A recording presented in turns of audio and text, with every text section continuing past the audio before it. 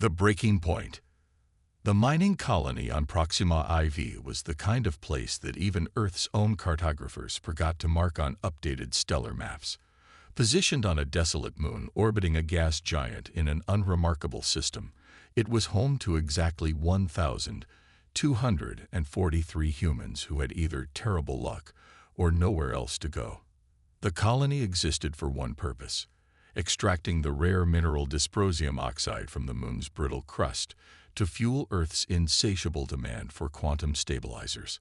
Commander Maya Chen stared out the viewport of the colony's only watchtower, her eyes tracing the familiar horizon of jagged rocks and sulfur pits. 6 years ago, she'd accepted this posting as punishment for insubordination during a Mars conflict, expecting to serve her 2-year sentence and return to Earth. But somewhere along the way, these people had become her responsibility, her family. "Another quiet day in paradise," remarked Elias, her chief of security, joining her at the viewport. His attempt at humor couldn't mask the weariness in his voice. The colony's security team consisted of just 5 people, all former military with checkered records. They were equipped with outdated pulse rifles and a single atmospheric skiff that malfunctioned more often than it flew. "Too quiet," Maya replied, her fingers unconsciously tracing the scar that ran from her left temple to her jaw. 20 years in Earth's defense force had taught her to trust her instincts. "The comms blackout is entering its 3rd week. Central Command wouldn't leave us hanging this long without good reason." Elias shrugged. "Maybe they finally forgot about us completely." The colony's isolation was both a curse and a blessing. Weekly supply drops had continued despite the communication breakdown, but without updates from Earth, the colony felt even more cut off than usual. Maya had ordered double shifts on the watchtower, though she couldn't explain why. Her instincts proved correct at 6:27, the next morning when 5 massive ships dropped out of hyperspace directly above the colony, their sudden appearance causing atmospheric disturbances that rattled windows and set off proximity alarms. Each vessel was at least 2 kilometers long, with a distinctive bone-white hull that seemed to absorb rather than reflect light. "Krell Dominion," Maya whispered, her blood running cold. Humanity had encountered this aggressive alien species just once before, 18 months ago, when they obliterated an Earth outpost in the Tau Ceti system without warning or provocation. The colony's antiquated comm system crackled to life with a message broadcast on all frequencies. "Attention human settlement. This territory is now claimed by the Krell Dominion. You have 1 standard hour to evacuate. Any resistance will result in immediate termination. This is your only warning." Maya gathered the colony's leadership team in the command center, a repurposed mining office with concrete walls and flickering fluorescent lighting. The air was thick with fear and uncertainty. "1 hour isn't enough time to evacuate even if we wanted to," said Dr. Anya Petrov, the colony's chief medical officer. "Our transport vessels can only hold 200 people at most." "And where would we go?" added Mining Director Jackson. "We're 3 weeks from the nearest human outpost, even at maximum burn." Maya nodded grimly. "Evacuation isn't an option. Neither is surrender." She pulled up a holographic map of the colony. "The Krell don't know who they're dealing with. They think we're just a mining operation. They have no idea what we've been working on." 3 years ago, Maya had made a discovery that she kept secret from Earth Command. Buried a kilometer below Proxima IV's surface was an alien structure, remnants of a civilization that had vanished millennia ago. Inside, they found technology beyond human understanding, including weapons. With the help of the colony's engineers, they had reverse-engineered some of it, creating defenses that no one, not even Earth, knew existed. "Director Jackson, activate Protocol Lazarus. Dr. Petrov, get everyone to the emergency shelters. Elias, I want your team at the defense stations." Maya's voice was steady, her expression determined. "We have work to do." The next 45 minutes were a blur of activity. Civilians moved quickly but calmly to underground bunkers. Engineers activated hidden systems, built carefully over the last 3 years. Security personnel took positions at key points around the colony, weapons ready. With 10 minutes remaining on the Krell ultimatum, Maya stood in the colony's true command center, a vast chamber hidden 500 meters below the surface, walls lined with technology that hummed with power no human generator could produce. "They're scanning us," reported Elena Santos, the colony's chief engineer. Her fingers flew across controls that pulsed with blue light. "They'll detect the basic colony infrastructure, but nothing below the first level of the mine. The shielding is holding." Maya nodded. "What's their position?" 5 ships maintaining high orbit. They're deploying smaller craft. I count 20 dropships descending. Estimated ground force of 400 troops. A predatory smile crossed Maya's face. "They think we're easy prey. That's going to cost them." The Krell dropships entered the atmosphere precisely as the ultimatum expired, descending toward the colony in perfect formation. From above, the human settlement must have looked pathetically vulnerable.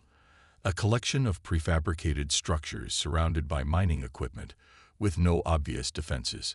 The first wave of alien troops touched down at the colony's perimeter, standing nearly 7 feet tall with exoskeletal armor grafted directly to their bodies. The Krell moved with mechanical precision. Their weapons were organic-looking devices that fired streams of caustic plasma.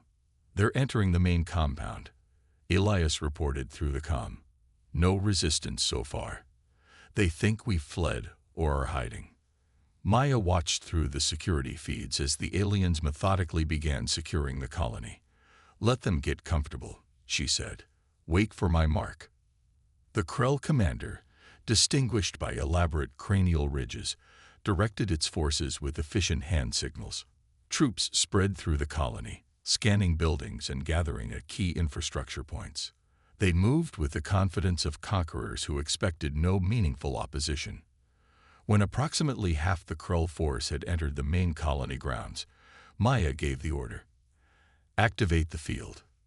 Elena pressed her palm against an alien control panel. Instantly, a shimmering energy barrier erupted from hidden emitters, encircling the colony and cutting off the Krell ground forces from their dropships. The aliens reacted immediately, firing at the barrier, but their weapons had no effect. "Phase 2, Maya commanded.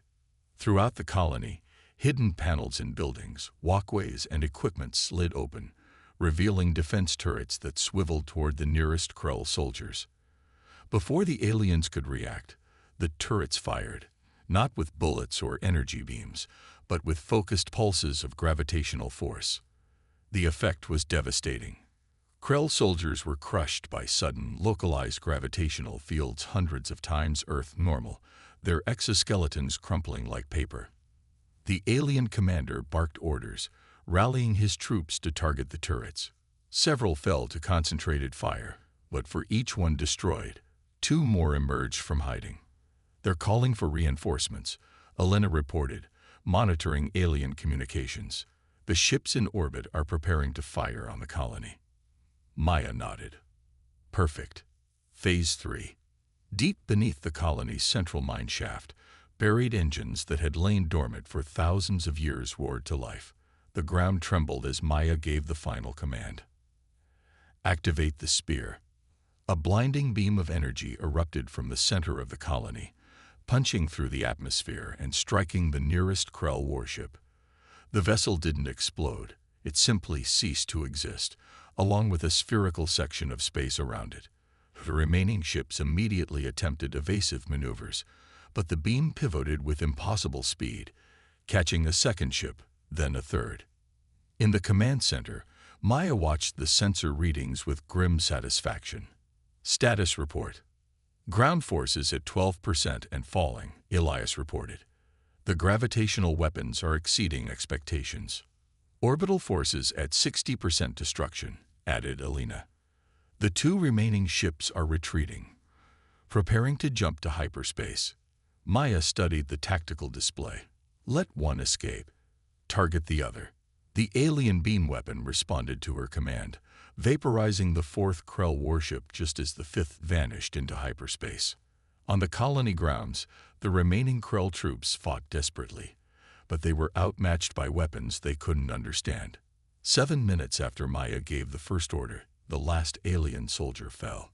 Complete silence descended on the command center as the team processed what had just happened. They had faced an overwhelming alien force and annihilated them in 7 minutes. "Damage report," Maya finally said, her voice eerily calm. "Minimal structural damage to the outer buildings. No civilian casualties. 2 defense team members with minor injuries." Elias sounded as if he couldn't believe his own words. "The alien tech is drawing more power than expected," Elena cautioned. "We'll need to deactivate the systems soon to prevent overload." Maya nodded.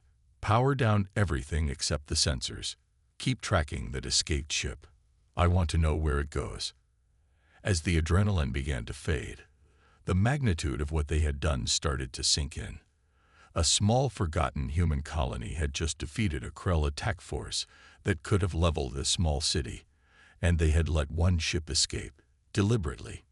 "You know they'll be back," Elias said quietly. "And next time, they won't underestimate us." "I'm counting on it," Maya replied, her eyes fixed on the display showing the retreating Krell ship. "We just changed the game. Earth needs to know that these aliens can be beaten, and that Proxima IV is the key." She turned to face her team, veterans and civilians who had just become unlikely warriors in humanity's first successful stand against the Krell. "The real fight is just beginning," she said. "And when they come back, we'll be ready." Outside, the colony slowly emerged from lockdown. Civilians cautiously left the shelters, staring in shock at the alien bodies and demolished dropships scattered across their home. Word spread quickly. They had survived. They had won. Against impossible odds, the forgotten mining colony of Proxima IV had done what no one thought possible. They had 7 minutes to prepare for the rest of their lives. The reckoning. The days following the attack passed in a surreal blur for the citizens of Proxima IV. Cleanup crews worked tirelessly, removing alien debris and corpses, erasing the physical evidence of the battle, while its memory remained seared into everyone's minds. The colony, once defined by its obscurity and isolation, had transformed overnight into something far more significant: humanity's first successful defense against the Krell Dominion. In the underground command center, Maya sat with her senior staff, reviewing sensor data for the 12th consecutive hour. Dark circles shadowed her eyes, but her focus never wavered. "The remaining Krell vessel has reached their territory," reported Elena, pointing to a blinking dot on the long-range scanner. "Based on its trajectory and the communication bursts we've intercepted, they're rallying a response fleet." Maya nodded, unsurprised. "How long do we have?" "Best estimate, 2 weeks. They'll come with everything they've got this time." The room fell silent as the implications settled over them. Their successful defense had been remarkable, but it had also painted a target on Proxima IV that could be seen across the galaxy. "We need to contact Earth," said Dr. Petrov. "They need to know what's happening." "Already tried," Elias replied grimly. "Long-range communications are still down. Whatever's blocking our signals, it's not natural interference." Maya stood, pacing the length of the command center. The Krell must have deployed communication jammers throughout this sector weeks ago. That explains our blackout. They'd been planning this invasion for some time. "So we're on our own," Director Jackson concluded, his weathered face tight with worry. "For now," Maya corrected him. "But we have 2 advantages they don't expect. First, we know they're coming. Second," she gestured to the alien technology surrounding them, "we've only scratched the surface of what this place can do."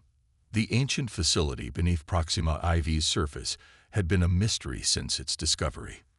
The previous inhabitants had left no records, no messages explaining its purpose.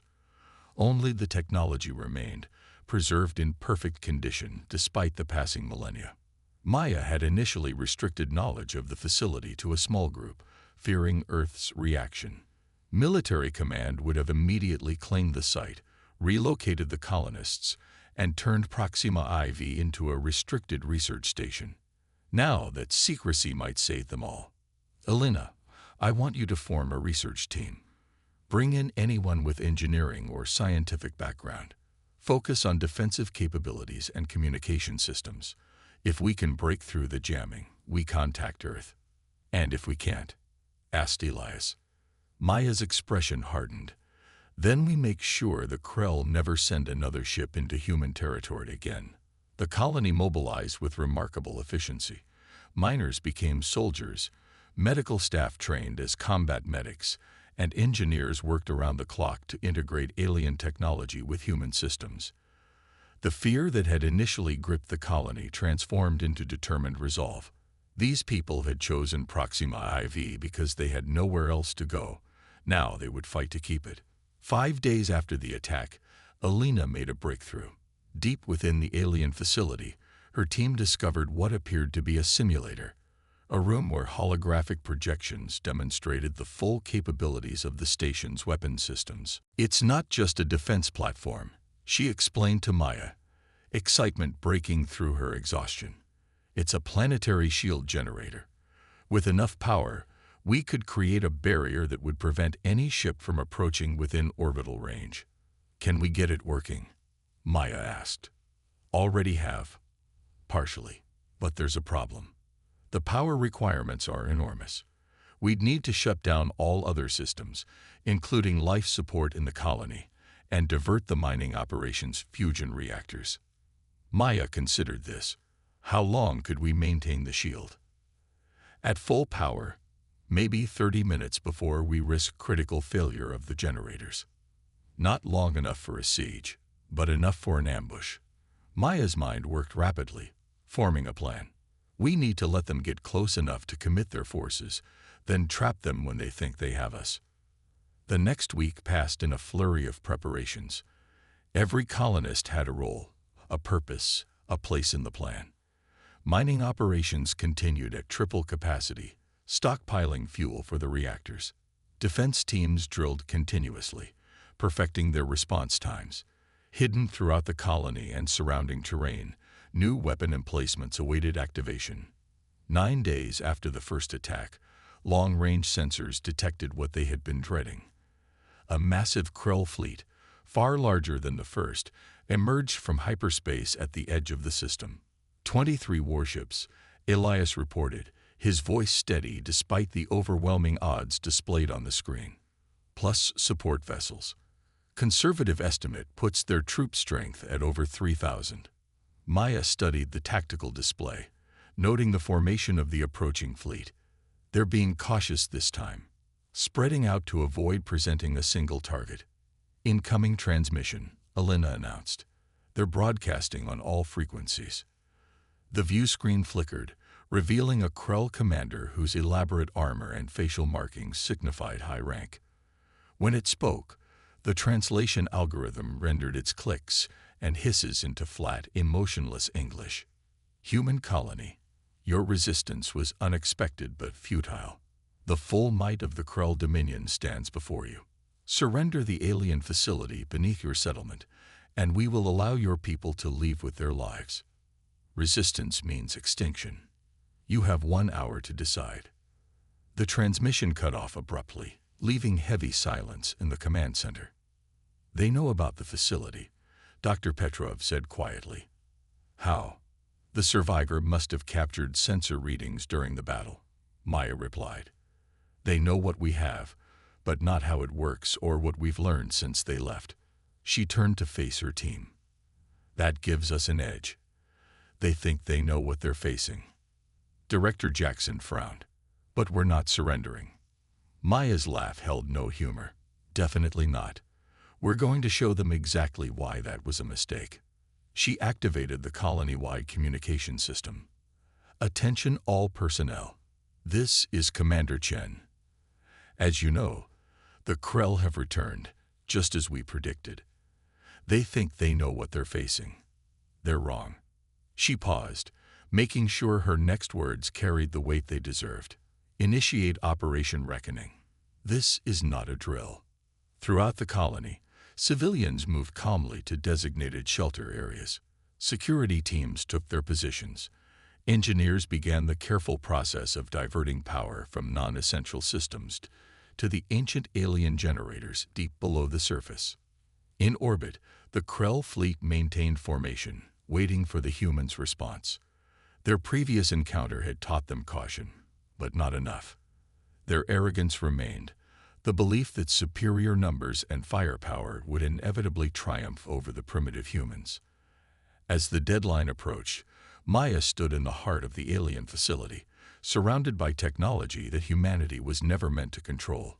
Elena worked nearby, monitoring power levels as they climbed toward the threshold needed for the planetary shield. "They're launching dropships," Elias reported through the comm. "Looks like they're not waiting for our answer." "Of course not," Maya replied. "They never intended to let anyone leave." "Status on the shield." 93% and climbing, Elena answered. "We'll reach full power in 3 minutes." Maya nodded. "Perfect timing. Let their first wave enter the atmosphere. We want as many of their forces committed as possible before we spring the trap." On the tactical display, hundreds of Krell dropships descended toward Proxima IV. Their attack patterns spread wide to surround the colony from all directions. The first vessels were just entering the upper atmosphere when Elena announced, "Shield at full power. Ready on your command." The effect on the Krell dropships was catastrophic. Those caught in the shield's expansion were sheared in half, metal and alien bodies vaporizing instantly. The vessels that had already passed through found themselves trapped inside with no way to return to their fleet. Those still above were cut off from their ground forces. "Shield holding at maximum power," Elena reported. "Reactors at sustainable levels." "Excellent." Maya turned to the next phase of the plan. Activate the gravity weapons. Throughout the colony and surrounding terrain, the defensive turrets deployed during the first battle reactivated, this time with significantly more power behind them. They targeted the trapped Krell dropships with ruthless efficiency, creating localized gravitational distortions that crushed the alien vessels or sent them crashing uncontrollably to the surface. In orbit, the Krell fleet responded predictably, targeting the shield with their most powerful weapons. Energy beams and projectiles slammed into the barrier, creating rippling patterns of light, but causing no damage. "They can't break through," Elias said, unable to keep the triumph from his voice. "The shield is absorbing everything they throw at it." "For now," Elena cautioned. "But the power drain is significant. We have 22 minutes before we need to drop the shield or risk overload." Maya nodded. "Then we stick to the timeline. Prepare the spear." Deep beneath the colony, the ancient weapon that had destroyed 3 Krell warships in their first encounter powered up once more. This time, however, it had been modified based on Elena's discoveries in the simulator. The single-beam weapon could now split into multiple targeting vectors. "Spear at full charge," Elena announced. "Ready to fire." Maya studied the positions of the Krell warships. They had spread out after witnessing the destruction of their comrades in the previous battle, but in doing so, they had created vulnerability. Their formation was too thin. "Target the 6 ships at these coordinates," Maya ordered, marking vessels on the tactical display. "Then immediately retarget for a second volley. Firing in 3, 2, 1. The ground trembled as the weapon activated. 6 brilliant beams of energy punched through the shield, the only thing capable of penetrating it, and streaked toward the selected Krell warships. As before, the targeted vessels simply ceased to exist, leaving empty space where massive ships had been moments before. The remaining Krell fleet responded immediately, desperately maneuvering to avoid being targeted. But their evasive actions brought several ships closer together, exactly as Maya had predicted. "Second volley. Target that cluster," she ordered. 4 more beams lanced outward, destroying an additional 5 ships that had strayed too close to each other. In less than 60 seconds, nearly half the Krell fleet had been eliminated. "They're retreating," Elias reported as the surviving warships began accelerating away from Proxima IV, breaking orbit and preparing for hyperspace jumps. "Not yet," Maya said firmly. "Target the lead vessels." Make sure some survive. The spear fired a third time, destroying 3 more ships but deliberately allowing several others to escape. As the survivors vanished into hyperspace, a cheer erupted through the command center. Shield power at critical levels, Alina warned. We need to deactivate now. Do it, Maya ordered, and start bringing systems back online. I want damage reports from all sectors. As the shield powered down, the full scope of their victory became clear. Of the 23 Krell warships, only 7 had escaped. Hundreds of dropships lay destroyed on the moon's surface, their crews dead or stranded without support. Security teams, begin sweep and clear operations, Maya instructed. I want any surviving Krell contained and secured.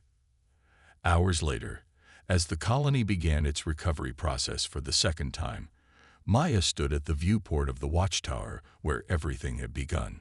The horizon was now marred by the wreckage of alien vessels, smoke still rising from several crash sites. Elias joined her, looking more exhausted than she had ever seen him. Final count, over 800 Krell troops eliminated, 47 captured, 16 ships destroyed, colony damage minimal. He shook his head in disbelief. We shouldn't have won this, Maya. Not against those odds. And yet we did. She turned to face him. Because they underestimated us. Again. They won't make that mistake a third time. No, Maya agreed. Next time, they'll come with everything they have, which is why we won't be waiting for them. She pulled up a holographic display showing the data they had gathered during the battle, including the hyperspace vector of the retreating Krell ships. We know where they're going. And thanks to what Alina found in the simulator, we now understand how to use the facility's full capabilities.